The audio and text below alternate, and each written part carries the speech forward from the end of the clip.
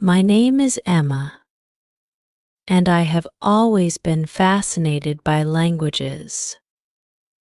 Growing up in a small town in the United States, I remember how excited I was to hear people speak in different accents or use words I had never heard before. English was everywhere, but I wanted to learn it in a way that would make me feel confident and strong. This is my story about how I discovered the secrets to learning English and how it changed my life. It all began when I was in elementary school. My teacher, Mrs. Johnson, would often read us beautiful stories. I remember how her voice would fill the room, each word hanging in the air like a magical spell. I wanted to understand every word, every sentence, and use them myself. So, I decided that English was going to be my superpower. One day after school, I went home and sat with my older brother, Jason. He had always been good at English, and I admired him. Jason, I asked, "How do you get so good at English?" He smiled at me and said, "Emma, it's all about listening. You have to listen carefully to the way people talk. Listen to movies, listen to music, and even listen to yourself when you speak." That night, I turned on the radio and listened to a song. I didn't understand all the words, but I felt the rhythm of a language, the flow of the sentences. It was beautiful. From that day on, I started listening to everything. I watched my favorite cartoons, but this time I paid attention to the words. I even tried to repeat them, sometimes in front of the mirror, pretending I was a character in the show. Practice makes perfect, my mom would say, and she was right. Every day, I would practice speaking in English, even if it was just a simple sentence like, "I am hungry," or "Can I have some water, please?"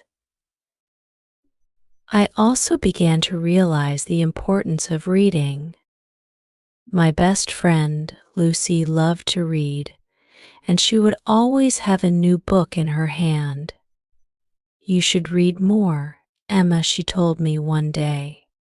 "Reading helps you see how words are used in sentences, and it gives you new ideas." So I took her advice and started reading small books at first. Books about animals, fairy tales, and even comics. Each time I read a new word, I would look it up in the dictionary. I started keeping a notebook where I wrote down new words I learned, along with their meanings.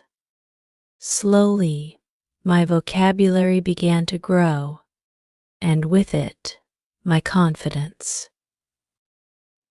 One weekend, my family went to visit my cousins, Ben and Olivia, in New York. They were older than me, and both of them spoke English so well. I remember sitting at the dinner table, listening to them talk about their day. They spoke so easily, without pausing or thinking too much. "How do you do that?" I asked Ben, amazed. He smiled and said, "You just have to talk. Don't worry if you make mistakes. The more you speak, the better you get." That advice stuck with me. After that visit, I decided to stop being shy. I began speaking English every chance I got, even if it wasn't perfect. At school, I would talk to my classmates, even though I was nervous at first. Sometimes I would make mistakes, but instead of feeling embarrassed, I would laugh it off. My friend, Noah, was always kind and would help me when I got stuck. "You're doing great," Emma, he'd say. Just keep talking. It was amazing how supportive everyone was. I learned that making mistakes wasn't something to be afraid of, it was a part of the learning process. Another secret I discovered was writing. Writing in English helped me organize my thoughts. My English teacher, Mr. Williams, always encouraged us to write stories and essays. At first, I didn't think I was very good at it. But Mr. Williams said, "Emma, don't worry about being perfect. Just write what's in your heart." So I started writing short stories about my family, my friends, and even my dreams. The more I wrote, the more comfortable I became with expressing myself in English. I realized that writing was like having a conversation with myself. It was a way to practice without feeling nervous. My journey didn't stop there. As I got older, I found more ways to improve my English. I remember the day when my friend Ethan introduced me to podcasts. "You should listen to podcasts," he said. "They're like radio shows, but you can listen to them anytime." I found podcasts about all sorts of topics: animals, science, history, and even cooking. Listening to native speakers talk about interesting subjects helped me understand the natural flow of the language. Plus, it was fun. I could listen while walking to school or even while doing my homework. Speaking of homework, one of the best ways I improved my English was through studying. My friend, Sarah, was a brilliant student, and she always had great study habits. "You need to study a little every day," she told me. Consistency is key, so I made a plan.